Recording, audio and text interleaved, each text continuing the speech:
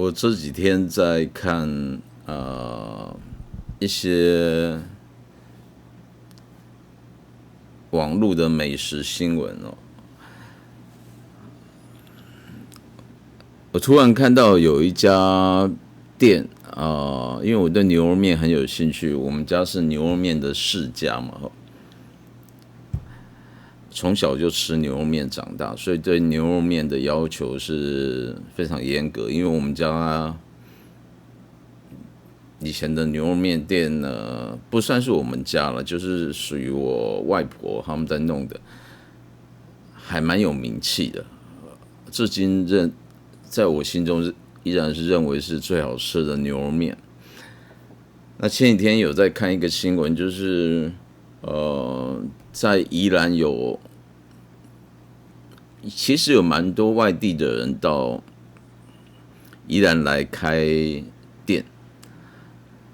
特别是他经营的时间呢，刚好跟宜兰本地的时间有一点互补。就是宜兰在地的店家呢，因为礼拜六、礼拜天甚至礼拜五会有很多外县市的人来，所以他们可能只选择营业个一天两天，其他天是剩下的可能礼拜天或者礼拜几是放假了，因为他们还是要生活啊。所谓的外县市的礼拜六、礼拜天到宜兰来玩呢，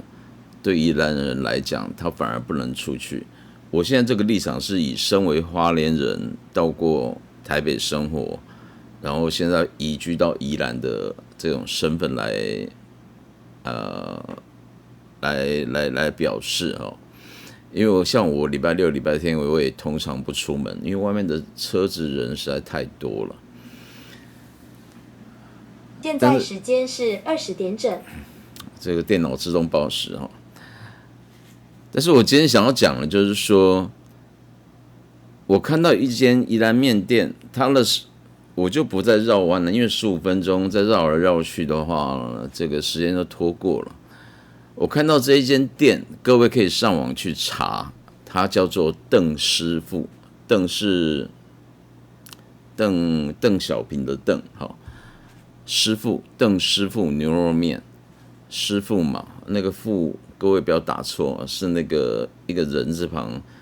边是有一点像专心的专那个傅，并不是打功夫的那个师傅哈，不是父亲的父。邓师傅牛肉面一查就可以查了出来，他好像据我了解是开5、6日3天，而且是好像只有开中午而已。开中午没什么了不起啊，因为这边其实像我家这边晚上7、8点，除了在等垃圾车的人之外，都没有人了嘛，附近也没有店家嘛，除了 7-Eleven 那个都大概要500-600公尺之外，所以这边除了海产店也是开的时间也都顶多到8、9点而已啊，甚至不到8点就打烊了。所以晚上不开店是一个常态。宜兰人也不可能这边离宜兰大概20分钟，你也不可能花20分钟、20几分钟，然后开车开到这个靠近海边这边来吃饭吃面。但这个师傅呢，所以他当然晚上没有开，邓师傅他只有开在礼拜5、6日的中午。注意哦，我所谓中午是从11点开始，11点到下午好像到2点吧，这是第一个条件。基本上你如果1点半来吃，绝对不会有位置。1点来吃可能也没有。而且我讲的位置，更精确的讲法是说，他这3天每天只有做30碗的牛肉面，30碗各位就普通大小的碗而已。我虽然食量不是很大但是我吃了我都觉得刚刚好而已，因为真的非常好吃。它好吃的程度呢，我觉得是一个平衡性，肉当然很嫩，这没话讲。然后它的汤头就是你说它是红烧也是红烧，说它是清炖也是清炖，它就是介于在红烧跟清炖中间的那种琥珀色的汤头。也就是说，它没有浓烈到那种川味，里面加了一大堆调味品，但是它也不是像清炖这样单纯只有吃牛肉原味，它毕竟中间还有一些调味在。我个人觉得这个有一点像是，不能讲艺术家，应该讲做实验家，有一点像牛爸爸牛肉面的那一种很精准的调味。但是这个师傅毕竟是应该是本身是就是做这方面饮食的人，所以他跟牛爸爸那种比较实验室的做法又不太一样。他一天只有做30碗各位如果喜欢看这个拉面的那种相关的漫画或者是书籍的话，你就知道汤头呢影响这个面体是非常重要的。题外话，它的面是那种宜兰专有的那种比较细面，但是那种细面又不是像冬粉这样，它是比宽面再细一点，比正常的那种家常面还要再细一点点。这是宜兰特色的面。各位如果大家都知道宜兰很多炸酱面嘛，那他们用的那种细面就是这个师傅在用的这种型的面。但至于说它的来源呢，或是哪一家面厂面条店做的，我不知道。但是它的面来呢，你第一口吃那个面，你就感觉到是不一样的。再加上它的汤头，就是比清炖再浓一点的汤头，喝起来，我估计里面也是没有味精，喝起来也不会口渴，单纯就是氨基酸很多，牛肉的味道，那个清炖的牛肉味道，再点上一些它额外的调味品，会这面汤头非常好吃，然后牛肉又非常嫩。它那个应该算腱子肉吧，我吃起来感觉有一点像是，就是永丰鱼集团他们 Green and Safe 绿色和平 Green GREN and Safe 他们出的那种真空包的那种牛肉的那种等级，就吃起来呢很软嫩，然后有一点点的，我不晓得那是筋还是肥，就是真吃起来很软嫩，那个是一般人一定都会喜欢吃，连小孩子都会喜欢吃的。然后旁边铺上那个今天那应该是小白菜吧，就整碗呢，其实看起来不是说什么金光闪耀这样，它就是一个很decent、非常干净、清爽，汤也不会浑浊的牛肉面。我讲过了，它介于清炖跟红烧中间。那个面又很好吃，那个面本身很好吃我们通常一般在讲牛肉面，很少会讲到说这个面体本身很好吃，除非是刀削面。但是它的面体真的很好吃，我稀里糊涂都吃完。然后另外它的小菜也非常的棒，那小菜几乎都可以点，如果你吃得下的话另外也干净，因为它的那个酸菜辣椒都不是放在桌上，因为你知道宜兰很热嘛，夏天很热，冬天很冷，它是全部把它放在冰箱里面，你要的时候它再拿给你。所以当然那个小菜盘旁边有附一些啦，但是你要拿新鲜，它是放在冰箱里面。然后它不定时也有不一样的甜点，还有甚至它这一阵子过年前有出那种这么小盒，大概我觉得这个如果肚子饿的话，一个人都可以全部吃完，了不起2个人吃一盒380的萝卜糕。如果你刚好这一阵子有来宜兰呢，宜兰现在萝卜正在生长的季节，预计到过年前呢，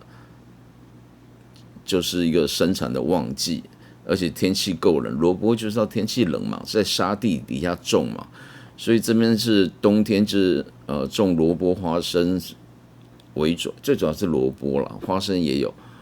然后如果是夏天的话，是各种瓜类从西瓜、哈密瓜等等都很好吃，地瓜南瓜等等。这个时候你如果沿着这个海线来开，就可以看到很多萝卜田。小朋友如果不知道白萝卜长什么样子，你沿着这个台2线开就可以看到很多萝卜田。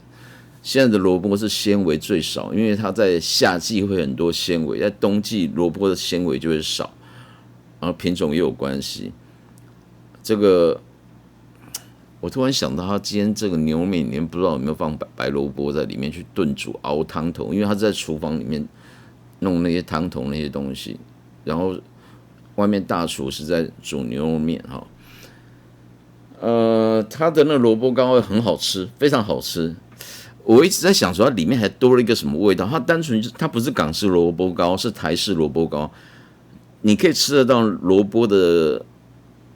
条状的萝卜的那种口感，但是不是纤维，就是萝卜，然后又很浓的萝卜的味道。可是它还有一个味道，我是喝日本酒葡萄酒的，所以我一开始我想到说，是不是有一点点酒酿，不是酒酿，就是那个酒粕的味道。可是酒粕味道比较重，它那个味道是属于香的。酒粕也不是臭的啦，但是酒粕味道比较重，它那个味道是有一点香气在里面，我搞不清楚它什么味道，但是它那个单纯的煎一煎吼，甚至不用酱油就很好吃，就非常好吃了。哎，真的厉害的师傅，随便煮都很好吃啊！哈，它不是随便煮啊，就是说它只要稍微烹调一下都很好吃。这萝卜糕现在有在卖，限量的哦，一盒380，不会很大，你可以打电话过来订。它牛肉面一天就30碗，为什么？因为它要考虑到这个汤头的，随着这个你要保温嘛，但是又要热又要保温，这很难度很高，你不能水汽太多跑掉，那个汤的味道就会变得比较浓哦。一般拉面店也是一样，它都有规定的，所以你如果太晚去吃，那个味道有不太注意的店家，那个汤的味道就变得更浓了。当然，你这个有各种调配法哦，这个细节。像我以前我阿嬷他们弄的时候，它还有特别煮一碗比较浓的牛肉块和牛肉汤炖在里面，那个就是当你的汤味道不够的时候，会舀那个汤来加在这个大锅汤里面，让它味道保持一致，这个你的嘴巴就要很利啊！我要做一个结论，15分钟哦，前面讲了花了12分钟在讲邓师傅牛肉面，各位可以去尝尝看。他这么坚持，一天只有卖30碗，表示说一个礼拜卖90碗而已。所以你一定要打电话定位，因为很多台北人、很多外县市人现在都知道那个地方会来这边吃。我以前不知道，我听过，但是我不晓得它离我家这么的近。我今天走路，即便是走路过去，因为我没有定位，而且我是一个人，而且我是邻居，所以他还是让我挤了一个位置进去让我吃饭。而且我也没有占到那个就是我刚好也在那30碗的名额里面。很好吃，非常好吃啊！萝卜糕好吃，其他甜点我还没试。反正我住那么近嘛，我就以后就会常去吃。家里旁边一个住家的条件，我讲了不是说什么卖得掉卖不掉啦，未来交通啊、学校什么，这个我不管。就有好吃的美食很重要，而且这个美食是素人美食，不是那种说你要带一堆葡萄酒、带一堆清酒去那边。板前料理那种，那个会吃腻的。像这种牛肉面，天气一冷、天气热也可以吃，3不5时就可以吃，我觉得这样最好。然后我顺便解释一下，昨天的那一集我在谈那个日本9度的后续的东西的时候，我讲那个温度，这个酒的温度变高的时候呢，会变得比较甜；温度比较低会变得比较。不甜哦，不是苦，是不甜。那我没有解释很清楚，是因为我中间觉得哪里怪怪的，但是结论是没有错的，只是说我后来查了一些资料，就是说我们在讲这个像以日本9度来讲，糖溶在里面，当你温度加热，就是酒的稍微温度提高的时候呢，那个中间的粒子是解离的，因为它得到热量嘛，不是解离，它是分开的，比较远。以微观的角度来讲，就是说它密度变得比较小，因为彼此之间离得比较远。那你丢的那个日本9度计，当然会沉的，这个理论上会沉的比较低，沉的比较低，日本9度应该往上跑啊。为什么我会讲说变甜？同理，如果4度 C以上，4度 C 以下的的酒水我们不谈，这是另外的化学原理，我们不谈。湿度期是水的密度最高的时候，所以当你温度是下降到接近湿度期，甚至比湿度期再高一点的时候，理论上它是越来越结合的那些中间的化学物质，所以密度会变高。理论上温度比较低的时候，应该是会把这个日本酒度计往上顶，应该变得比较甜才对。也就是说，按照化学原理来讲的话，温度高，理论上以日本酒来讲，日本清酒来讲，温度高应该变得比较沉下去，日本酒度变正，变得比较不甜才对，以化学角度。然后温度低的时候应该变得更甜才对，可是我们的感觉不是这样子啊。这就是我昨天后来讲一讲，因为我以前没有想得很清楚，然后我昨天后来想一想，不对，所以我临时把它后面结尾我就没有讲了，但是前面讲的是正确的。我刚提过了，其实温度升高，酒类，我讲酒类又不是只有清酒，我是泛指所有的酒类酿造酒，它的理论上它的这个我们喝到的口感，我们嘴巴的口感，我们味觉会觉得这个东西变甜一点点。如果比较冰的东西，我们会觉得它比较不甜。那为什么跟日本酒度刚讲的是相反呢？很简单了，因为所谓的温度升高呢，没有错，以化学特性是我刚刚讲的那些部分。但是人体是一个人体的味觉是一个很奇妙的机制越靠近我们的体温36、37度左右，就是温升了之后呢，你的那个舌头的敏感度会更明显。也就是说，虽然糖分感觉起来，日本酒度我们觉得它日本酒度升高了，糖分分离的比较远，然后整个密度降低了。可是我们人反而更能够感觉到那个糖的那个味道，甜的味道。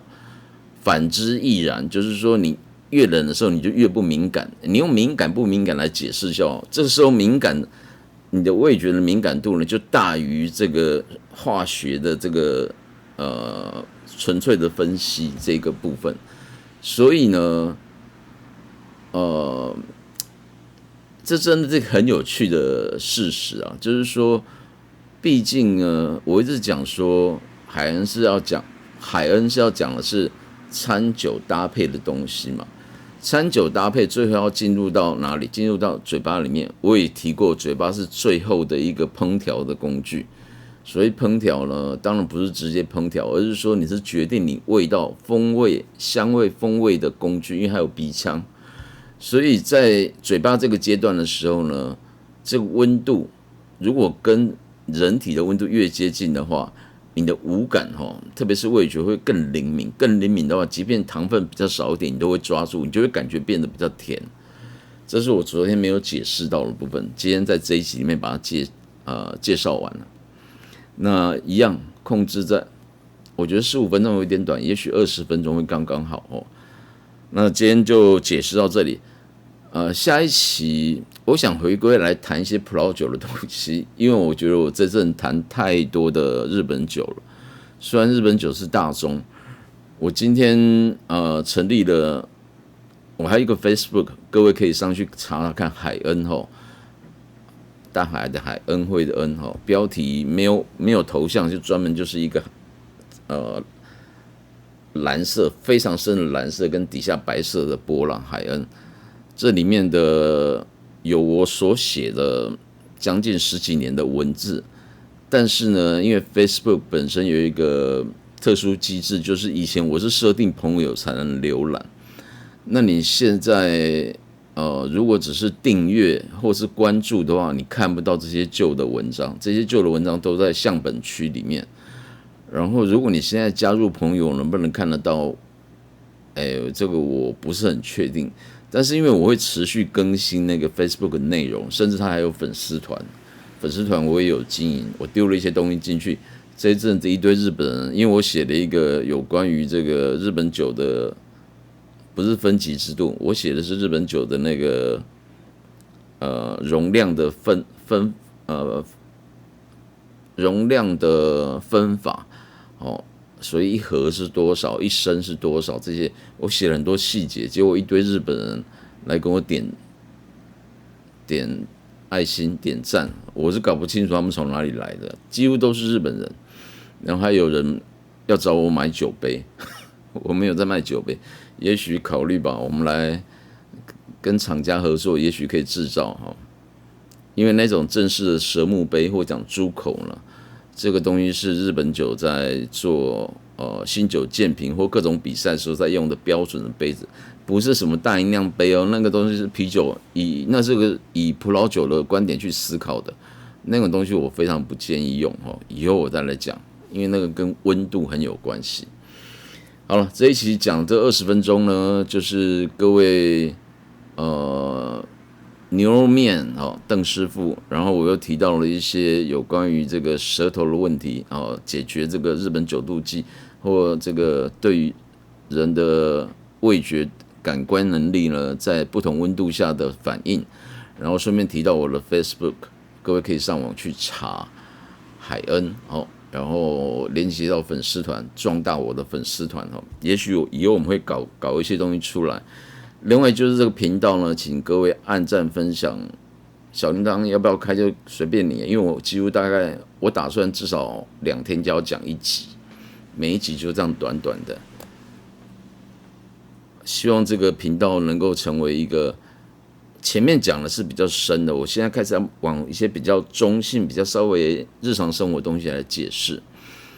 那不论是师傅或者是从业人员，或者是一般消费者，我希望大家都能够享受良好的餐酒生活，